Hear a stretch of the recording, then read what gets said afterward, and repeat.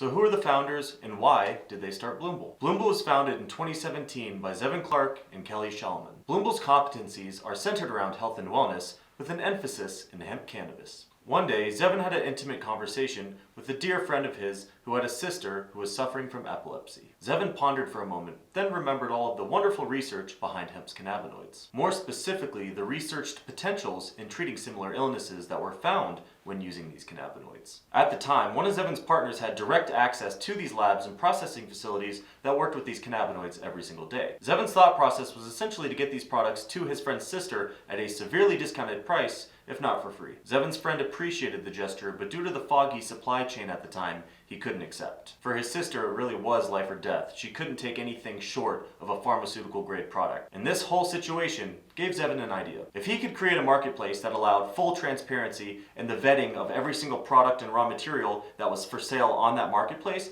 that would allow for a lot more transparency and confidence for the consumer in the marketplace. And this is where Bloomble began. And since its beginning, Bloomble has expanded its arms into the wonderful states of Oregon and Florida alike. We're super excited to have you along for this entrepreneurial journey through health and wellness.